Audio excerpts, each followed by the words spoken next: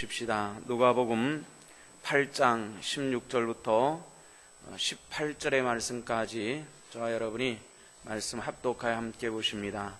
말씀 보신 후에 제2여성교회 회원들께서 하나님께 찬양을 드리겠습니다. 누가복음 8장 16절부터 18절까지 합독하여 봅니다. 다 같이 누구든지 등불을 켜서 그릇으로 덮거나 평상 아래에 두지 아니하고 등경 위에 두나니 이는 들어가는 자들로 그 빛을 보게 하려 함이라. 숨은 것이 장차 드러나지 아니할 것이 없고 감추인 것이 장차 알려지고 나타나지 않을 것이 없느니라. 그러므로 너희가 어떻게 들을까 스스로 상가라. 누구든지 있는 자는 받겠고 없는 자는 그 있는 줄로 아는 것까지도 빼앗기리라 하시니라. 아멘. 주 은혜를 감사합니다. 우리 여성교회원들 하나님을 찬양합니다. 아름다운 향기 나는 삶이 되게 하시고 삶의 곳곳에서 예수하는 모습들이 있게 하시고 증가하는 모습들이 나타날 수 있도록 은혜를 베풀어 주옵소서. 저들의 삶이 자녀들이 어느 정도 성장을 하였습니다. 나아갈 길들을 제시하시고 아버지 하시어 저들의 삶 속에 대로를 열어주는 하나님의 은혜를 체험케 하여 주옵소서. 종의 말씀을 주님 붙잡아 주시옵시고 합당한 증거의 시간이 될 수 있도록 도와주시옵소서. 감사를 드리며 우리 구주 예수 그리스도 이름 받들어 기도하옵나이다. 아멘. 누가복음 21번째 시간입니다. 8장 16절부터 18절 세 절의 말씀을 함께 보셨는데 오늘 말씀의 주제는 하나입니다. 등불에 대한 것인데요. 밝은 대낮에는 등불을 켜지 않습니다. 어두운 곳에서는 반드시 등불을 켜야만 합니다. 요즘에 등불이라 그러면 좀 이상합니다만은 불을 켜야 되는 이런 상황들이 밤중이 되면 켜야만 합니다. 성경은 우리 그리스도인들의 믿음에 대해서 등불이라는 이런 표현을 하고 있는 겁니다. 저와 여러분들이 개인들이 이 세상에서 켜져야 될 등불이라고 이렇게 말씀하십니다. 어둡다 또는 밝다라고 말하는 성경적 표현은 그런 의미를 가지고 있습니다. 넓은 의미에서 세상에서 찾아볼 수가 있는데 세상의 변화에 따라서 다른 그리스도인의 역할이 어떠하느냐에 따라서 밝기도 하고 어두워지기도 하는 그런 이야기를 하고 있는 겁니다.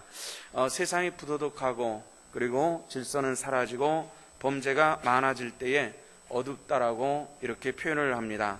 그래서 아마 소돔과 고모라의 시대 또는 노아의 시대 그런 때가 굉장히 어두운 때였을 것이고요.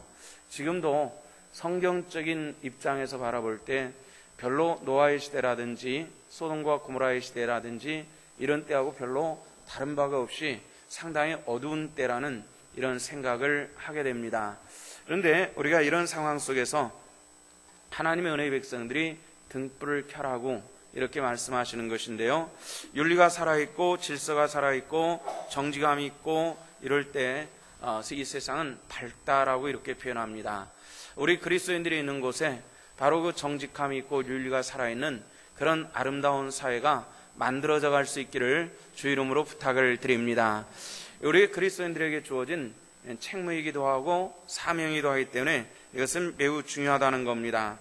또 우리 믿음의 삶 속에서도 마찬가지입니다. 개인들이 우리가 예수를 믿는 믿음의 사람이라면 내가 있는 곳에는 밝음이 있어야만 합니다. 예수를 믿었기 때문에 집안을 더 어둡게 만든다면 참 믿음이 될 수가 없습니다.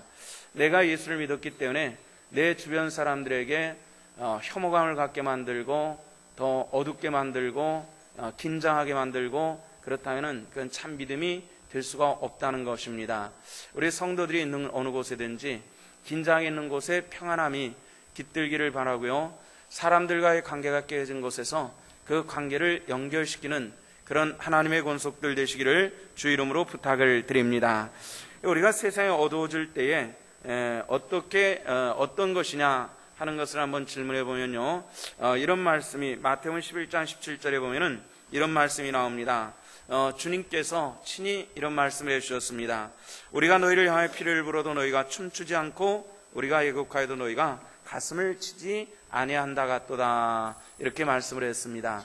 이 말의 뜻은 이런 것입니다. 피를 불면은 당연히 춤을 춰야 되고 애국을 하면 가슴을 쳐야 될 텐데 묵묵하게 그냥 무덤덤하게 앉아있는 그런 상황을 표현하고 있는 것인데요. 이것이 우리에게 가르쳐 주는 것은 뭐냐면은 신앙이 표식으로만 나타나 있을 뿐이고 능력으로는 나타나지 않는 그런 영적인 상태를 주님께서 우리에게 그렇게 말씀하시는 겁니다. 피리를 부르면 당연히 춤을 춰야지, 애통해하는 사람들이 있으면 가슴을 치는 것이 있어야지, 이런 말씀입니다. 신앙은 반응입니다. 여러분들이 하나님의 말씀을 듣고 반응이 없다면 피리를 불어도 춤추지 않다 하는 주님의 탄식의 주인공이 될 수 있다는 겁니다. 우리가 표식만 가져서는 안 됩니다. 표식이라고 하는 것은 뭐죠? 나는 모태적 신앙인데 이것이 자랑으로만 끝나서는 이 신앙은 절대로 하나님 앞에 인정받을 수가 없습니다. 내가 수십 년 신앙생활을 했는데 이것만 가지고도 우리가 신앙을 인정받을 수는 없습니다. 그만큼 우리는 신앙의 행위가 나타나져야 될 줄로 믿습니다. 내가 교회에서 어떤 직분을 가지고 있는데 이것만을 가지고는 절대로 하나님의 영광이 드러날 수는 없습니다. 그 직분에 합당한 행위와 언어가 이루어질 때에 하나님께서 영광을 받으실 줄로 믿습니다. 내가 이래봬도 어떤 교회에서 신앙생활을 했는데 이런 생각으로 자존심을 가지고 있는 분들도 꽤 있는데요, 이것이 절대로 하나님께 영광 돌릴 수가 없습니다. 내가 어떤 목사님 밑에서 신앙생활을 했는데 이것만 가지고도 될 수가 없다는 것입니다. 오늘 납니다. 오늘 내가 하나님께서 말씀하실 때 나는 지금 어떻게 반응하고 있느냐는 겁니다. 오늘 주님께서 저를 이 자리에 하나님의 도구로 세워주신 줄로 믿습니다. 이 종을 하나님의 도구로 사용하시고 오늘 말씀하실 때 이 말씀이 내 마음속에 들어가서 능력으로 역사될 수 있기를 원합니다. 이것이 참된 그리스도인의 삶입니다. 여기에 부족한 인간이 있지만은 인간을 통해서 말씀하시는 하나님이 계시다는 겁니다. 성경을 보십시오. 성경은 수많은 선자들의 말씀들이 기록이 되어 있습니다. 어느 한 곳에서도 이것이 그 사람의 말이라고 하지 않습니다. 하나님께서 그 사람에게 말씀을 주셨다 이렇게 말하고요, 그 사람을 통해서 하나님께서 역사하신다는 겁니다. 이 사람들은 수많은 사람들이 있었습니다. 어떤 사람은 노예 출신이 있었고요, 어떤 사람은 왕이 있기도 하였습니다.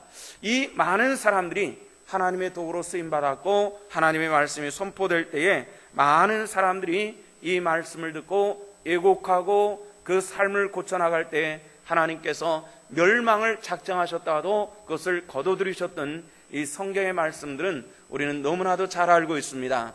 성도 여러분들이 부탁하기는 우리가 진정 이 시대에 하나님의 백성으로 말씀을 듣기만 하는 것으로 끝나는 것이 아니라 하나님의 말씀이 피리 부는 것으로 우리가 생각할 때 이 말씀을 듣고 춤추며 행동해 나갈 수 있는 하나님의 권속들 되시기를 주 이름으로 부탁을 드립니다. 어떤 것이든지 알맹이가 부실하면은 껍데기를 포장하게 되어 있습니다. 중세기 쪽 교회가 그런 특징을 가지고 있었습니다. 교권이 강화되기 시작을 했습니다. 교권이 강화되면서 강단에서는 하나님의 말씀이 쫓겨나기 시작을 했습니다. 중세기가 굉장히 진해가고 그리고 종교교육이 시작될 무렵에는 일반 성직자들은 성경책을 껍데기도 보지를 못했습니다. 하나님의 말씀을 단 한 줄도 보지 못하고 성직자가 되고 그것을 가지고 설교를 하는 사람들이 굉장히 많아지기 시작했습니다. 하나님의 말씀은 쇠사슬에 묶여져 버리고 말았습니다. 실제로 그랬습니다. 아무나 들여다볼 수 있는 그런 책이 아니었습니다. 하물며 성직자들조차도 성경을 보면은 안 되는 그런 책으로 여겨지던 그런 시대가 있었습니다. 그럴 때 가장 많이 등장했었던 것이 뭐냐면은 교권이었습니다. 그리고 교회 권물이었습니다. 교권과 권위가 강단을 완전히 차지해버렸을 때에 종교의 당위성이 일어나기 시작을 했습니다. 종교교육이 시작을 했습니다. 종교교육의 가장 중요한 모토는 무엇이냐면 하나님 앞에서였습니다. 성경으로 돌아가자라는 것이었습니다. 이것이 종교교육의 모습이었습니다. 종교교육이 1512년도에 시작이 돼가지고 꽤 많은 시간이 흘렸죠. 500년의 역사가 흘러갔습니다. 500년의 역사가 흘러가면서 개신교회가 만들어졌습니다. 그런데 문제는 오늘날의 개신교회, 이것은 우리 신성교회도 피할 수 없는 얘기입니다. 이것은 다른 교회만 가지고 얘기하는 것이 아니라 이것은 우리 신성교회도 해당될 수 있는 이야기라는 겁니다. 오늘 염려되기는 종교교육 전의 구교인 카톨릭 교회하고 매우 비슷해져 가고 있다는 것이 우리가 염려스러운 그런 부분입니다. 교회 하나님의 말씀이 권위가 사라지고 있습니다. 그리고 교권과 그리고 목사들의 학위가 교회를 강단을 점령해버리는 이런 시대 속에서 우리가 살아가고 있는 그런 모습들을 봅니다. 개인적으로는 신앙의 권능이 아닌 직분이 마치 그 사람의 영적인 권위를 말해주는 것처럼 생각되는 그런 시대에 살고 있습니다. 좀 신앙생활 많이 하지 않으신 분들에게는 조금 마음이 상할 수 있는 그런 얘기일 수도 있겠습니다만은 제가 한 15년 전쯤에 우리 교회는 예배당도 없고 3층 조그마한 공간에서 이렇게 구차하게 예배를 드리고 있었던 그런 시절입니다. 그런데 가까운 도시에 커다란 교회를 방문하게 되었습니다. 방문했는데 그 교회 게시판에 이름들이 쫙 나열되고 그 다음에 커다랗게 이렇게 쓰여 있었습니다. 장로와 안수집사와 권사님들을 선출하는 그런 과정이었는데 해당되는 분들의 이름을 쫙 써놓고 그 다음에 거기다가 뭐라 써놨냐면은 당선에 지장 없도록 빨리 해당된 헌금을 납부하시기 바랍니다라고 이렇게 쓰여 있는 것을 보았습니다. 젊은 목사에게서는 상당히 충격적인 그런 모습이었는데요. 그때 그것을 읽고 또 읽고 한참을 읽었습니다. 한참을 읽고 그 읽는 가운데서 어떤 내용들이 있었냐면은 이미 헌금을 납부한 사람들은 거기에 줄을 쭉 그어놓고 납부를 표시를 해놓고 있었던 이런 것이 지금도 기억에 생생합니다. 그때 마음에 작정한 것이 하나 있었습니다. 그때는 저희 교회에 이런 임직자를 세울 수 있는 그런 형편이 못 되었었는데요. 만약에 우리 교회에서 임직자를 세우게 될 때는 절대로 이런 일을 하지 않겠다라는 그때 그 앞에서 그런 다짐을 했습니다. 그리고 지금까지 그걸 지켜나가기 위해서 애를 쓰고 있습니다. 그러다 보니까 또 문제도 생기는 것이 사실입니다. 그 후로 그렇게 직분을 세우는 교회 목사님들에게 왜 그렇게 하느냐고 물어본 적이 몇 번 있었습니다. 교회가 재물이 부족하거나 교회를 새롭게 건축한다든가 다급한 일이 아닌데 마치 이조시대에 매간매직하는 것처럼 왜 이렇게 교회가 돼야 됩니까? 라고 그렇게 질문했을 때 목사님들이 한결같이 이런 대답을 하셨습니다. 그렇게 하지 않으면은 힘써서 헌금이라도 한번 해보지 않으면은 직분을 너무 가볍게 알더라 이런 얘기를 했습니다. 그리고 나서 15년 정도 흘렀습니다. 그리고 저도 몇 번의 직분자를 세워봤습니다. 한 번도 물질을 요구해 본 적도 없고 가난하다고 또는 배우지 못했다고 그런 것에 대해서 타박하지 않고 여러분들이 선출한 사람들을 세웠습니다. 헌금도 요구한 적이 없고요. 되기 전에 요구한 적도 없고 된 후에도 요구한 적도 한 번도 없었습니다. 그런데 문제는 또 하나 있습니다.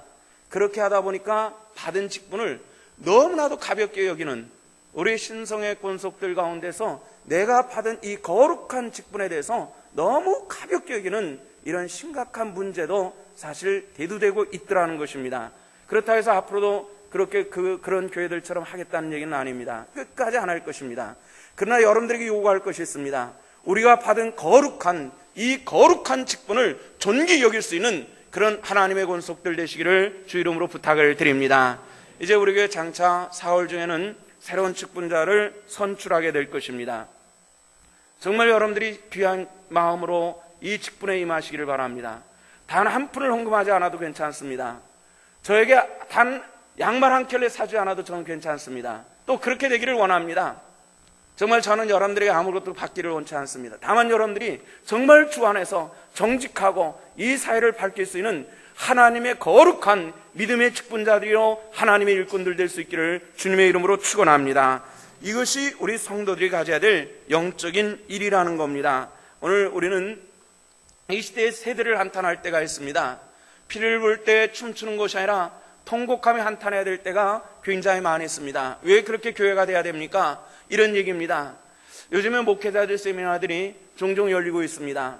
그 중에 한 절반 정도의 이 세미나의 목적이 어떤 게 있느냐 하면은 교회가 다시 한번 500년 전에 다시 성경 말씀으로 하나님께로 돌아가자는 이런 모토를 가지고 다시 한국교회는 돌아가야 된다라는, 그래서 일부 자성하는 목사님들에 의해서 이것이 주도되어져 있고 또 그렇게 이끌고 가기에 애를 씁니다만은 역부족인 것 같습니다. 왜냐하면 여기에 그렇게 많은 사람들이 찬성하지 않는다는 겁니다. 옛날로 돌아가야 됩니다. 우리 진정 하나님 앞에 개인적으로는 내가 처음 예수 믿고 그 은혜 받았던 그 감동과 감격을 다시 한번 찾을 수 있기를 원하고요. 교회적으로는 초창기 쪽으로 돌아가서 정말 어렵고 힘들 때에 땀 흘리고 눈물을 흘렸던 그 시절로 돌아갈 때 하나님께서 교회를 기뻐하시고 주의 축복으로 함께해 주실 줄로 믿습니다. 이것이 우리가 돌아가야 될 일들입니다. 우리 하나님 앞에서 부끄러움이 없는 하나님의 사람으로 살아갈 수 있는 이런 하나님의 권속들 되기를 원합니다. 등불을 켜서 오늘 성경 말씀 가운데 보니까 절대로 무엇으로 덮거나 말 아래 두는 일이 없다, 이렇게 말씀을 해주시고 있습니다. 그것은 무엇입니까? 16절 말씀이 그렇죠. 눈에 등불을 켜서 그릇으로 덮거나 평상 아래 두지 아니하고 등경에 두나니 이는 들어가는 자들로 그 빛을 보게 하려 함이라. 다시 말해서 그 빛을 보려고 한다는 것이 아니라 그 빛이 비춰지는 그 밝음의 혜택을 보게 하려 함이라는 이런 뜻을 가지고 있습니다. 저희 어린 시절에는 등잔이라는 것이 있었습니다. 보편적으로 밤 10시쯤에는 제한 송전을 했기 때문에 밤 10시가 되면은 저절로 등불이 꺼졌습니다. 그랬더니 그 이후로도 뭔가를 하기를 원한다면은 당연히 촛불을 켜든 등잔불을 켜든 아니면 어른들은 기억나실 겁니다. 난포불을 켜야만 했습니다. 저희 집에는 난포라고 하는 것이 있었습니다. 유리잔처럼 되어 있어가지고 그 아래다 심지를 넣어가지고 불을 켜는 이런 형태입니다. 하룻밤 켜고 나면은 그 안에 것이 새까맣게 끓기 때문에 그것을 닦는 일은 제가 주로 했습니다. 저녁 무렵이 되면은 이걸 닦아가지고 난포를 한 기통에 준비했다가 밤 12시가 돼서 불이 딱 꺼지면은 거기에 불을 붙이는 일을 주로 제가 했었습니다. 그 불을 붙여놓고 나서 이 난포불을 바닥에 놓지는 않습니다. 가급적이면 높은 곳에 올려놓습니다. 어떤 집은 등잔을 켜기도 했고요, 어떤 집은 초를 켜기도 했습니다.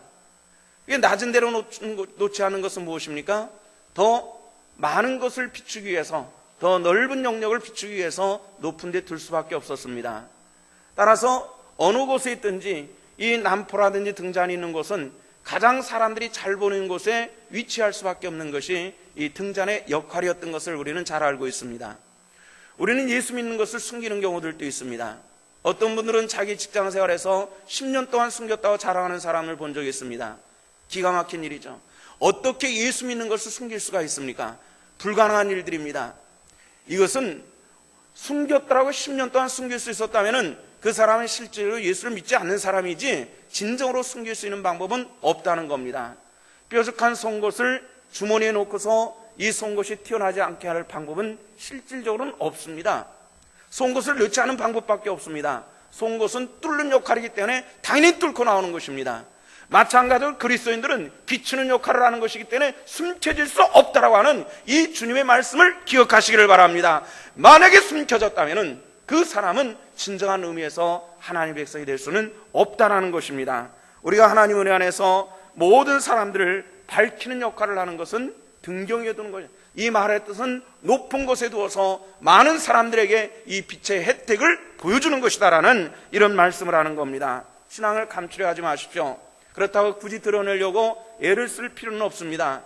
그러나 삶의 현장 속에서 내가 예수 그리스도의 가르침과 은혜를 따라서 행함을 통해서 나타날 때에 시간이 지나면 당연히 예수 그리스도께서 영광을 받으실 것이고 하나님의 축복이 그 백성들 속에 함께 하시는 하나님의 놀라운 은혜가 함께 주실 줄로 믿습니다. 때로는 믿음의 사람들 가운데서 나는 교회 11조도 하고 건축업도 하니까 나는 노인 내 부모님을 모실 수 없는 능력이 없다고 말하는 이런 사람들도 있습니다. 만약에 그렇다면 11조도 하지 마십시오. 건축원금도 하지 마십시오. 당연히 부모를 모시는 것이 먼저인 줄로 믿습니다. 이것이 우리 주님께서 가르쳐주시는 말씀이라는 겁니다. 우리 주님께서 친히 하신 말씀이 있었습니다. 어떤 사람들이 고르반, 부모를 당연히 모셔야 될 그런 입장에서도 모시지 않고 하는 말이 나는 고르반이라고 하는 사람들이 있었다는 겁니다. 이 말의 뜻은 뭐냐면은 나는 하나님께 드린 바가 되었기 때문에 나는 부모에게 바칠 것이 드릴 것이 없다고 말하는 이런 패역한 사람들이 예수님 당시에서 있었더라고 성경은 우리들에게 그렇게 가르쳐 주시고 있습니다. 오늘 우리의 삶은 어떻습니까? 우리 하나님 앞에서 부끄러움이 없는 그 은혜의 삶으로 나아갈 수 있는 이런 하나님의 권속들 되시기를 주 이름으로 부탁을 드립니다. 우리가 진정 이 세상을 살아가면서 하나님의 백성이라면은 사적인 것과 영적인 것을 분별할 수 있는 이런 사람이 되어야만 합니다. 우리는 공과 사를 분별하는 얘기를 합니다. 공적인 것과 사적인 것을 분별할 수 있는 그런 얘기를 안 하는데 때로는 사람들 가운데서 이것이 영적인 것인지 사적인 일인지 분별이 안 되는 사람들도 의외로 많이 있더라는 겁니다. 영의 사람들은 영의 일들을 하는 것이고, 영의 사람들은 영의 느낌을 가지고 있는 것이고, 영의 사람들은 이 일들을 위해서 때로는 목숨을 버릴 수 있는 그런 하나님의 권속들 될 때 하나님의 놀라운 축복이 그 백성들 중에 함께 해 주실 줄로 믿습니다. 그래야 해서 우리가 해야 될 것이 있습니다. 내 삶에 비치는 주의 은혜의 빛이 있어야 된다는 거죠. 누가복음 8장 16절과 17절 말씀 보니까 이런 말씀이 나옵니다. 16절 17절 말씀을 다 같이 한번 읽어봅니다. 다 같이 시작. 누구든지 등불을 켜서 그릇으로 덮거나 평상 아래 두지 아니하고 등경에 두나니 이는 들어가는 자들로 그 빛을 보게 하려 함이라. 숨은 것이 장차 드러나지 아니할 것이 없고 감추인 것이 장차 알려지고 나타나지 않을 것이 없느니라. 아멘. 어둠은 가리는 역할을 하지만 빛은 드러나게 하는 역할을 합니다. 그래서 죄 지은 사람들은 자꾸만 어둠 속으로 스며듭니다. 가려주기를 원하기 때문에 그렇습니다. 그러나 죄 없이 자신 있는 사람들은 밝은 데 있기를 원합니다. 우리 어두운 것을 사모합니까? 밝은 것을 사모하십니까? 한번 생각해 보시기를 바랍니다. 우리 그리스도인들은 등불이 돼야 된다라고 그렇게 가르치시고 있습니다. 그것은 신앙의 테두리 안에서 들어오는 이들에게 그 빛을 보게 만드는 역할을 해야 되는 것이 우리 먼저 믿은 하나님의 백성들의 영적인 삶이기 때문에 그렇습니다. 로마의 박해를 받은 기독교는 그런 혹독한 박해 속에서도 깊이 뿌리를 내렸습니다. 그리고 4세기 초에 자유함을 얻습니다. 교회가 드디어 땅 속에서 땅 밖으로 나옵니다. 땅 밖으로 지상으로 나왔을 때에 믿는 사람들뿐만 아니라 안 믿는 사람들이 대단히 놀랐습니다. 온전한 사람이 없었더라는 겁니다. 다리가 부러진 사람, 두 눈이 뽑힌 사람, 때로는 혀가 잘린 사람들까지 이런 수많은 불금의 몸을 가지고 신앙의 박해를 견디면서 살아오는 사람들이 지하에 있었고, 이들이 종교의 자유함을 먹고 교회의 재산을 환원해 줄 때 그들은 밖으로 나왔습니다. 밖으로 나왔고 나니까 그들의 삶이 어떻게 됐냐면은 그 다음서부터는 또다시 타락으로 가더라는 겁니다. 왜 타락합니까? 박해할 때는 그렇게 정결했던 사람들이 주어지는 것이 있고 누릴 만한 것이 있다 보니까 타락으로 가고 있더라는 겁니다. 이것이 기독교의 역사입니다. 때로 하나님께서 내가 예수 그리스도 안에 있음에도 불구하고 나로 빈궁케 하시는 하나님의 뜻을 분별하게 하시고, 오늘 내게 주시는 하나님의 은혜가 무엇인가를 분별하며 하나님의 영광의 도구로 쓰임받을 수 있는 이런 하나님의 권속들 되시기를 주 이름으로 축원합니다. 4세기 초에 기독교가 자유를 얻었다고 하는 말씀을 드렸는데, 콘스탄틴이라고 하는 황제에 의해서 그런 칙령이 발표되고 기독교가 자유함을 얻게 됩니다. 콘스탄틴이라고 하는 사람이 황제가 자유함을 얻게 만들었다는 것은 우리가 역사적으로 많이 알고 있습니다. 그러나 그 안에는 여러 가지 비하인드 스토리들이 있습니다. 그것은 어떤 것이냐면 로마는 전 세계를 정복했던 그런 아주 강대한 제국이었습니다. 지중해 연안 더 위에 올라가가지고 영국, 프랑스, 독일까지 점령하는 굉장히 강대한 그런 아주 강대한 왕국이었습니다. 이런 강대한 왕국에서 이 연약한 기독교를 상대로 해서 박해를 하니까 감당할 수가 없었던 겁니다. 그런 정도 몇백 년을 박해를 하면은 뿌리가 뽑힐 것 같은데 오히려 시간이 지나면서 점점 기독교 교세는 커져가기 시작했습니다. 313년도가 기독교가 공인된 그런 해인데요. 그 해를 기점으로 해가지고 로마 사회 기독교인이 얼마나 있었느냐라는 이런 통계가 나온 것이 있습니다. 약 2% 정도가 기독교인이었다고 말합니다. 100명 중에 2명이 기독교인이었습니다. 우리가 볼 때 많지 않네, 우리나라 10명 중에 1명은 기독교인인데 이런 생각을 하지만은 그 엄청난 박해 속에서 2%의 기독교는 어마어마한 것이었습니다. 그런데 어떻게 그런 박해 속에서 기독교는 그렇게 성장해 갈 수 있었는가 하는 문제에 있어서 그들의 영적 정결함에서 바라볼 수가 있었습니다. 로마 군인들이 세계를 정복했습니다. 세계를 정복하는 이 로마 남자들은 성적으로 타락했습니다. 이런 성적인 타락이 로마 여자들까지 타락했습니다. 성병이 만연하기 시작했습니다. 건강한 자녀들이 태어나기가 굉장히 어려운 그런 사회가 만들어졌습니다. 왜 이러냐? 건강한 자녀가 태어나는 집은 어떤 집이냐? 기독교인들밖에 없더라는 겁니다.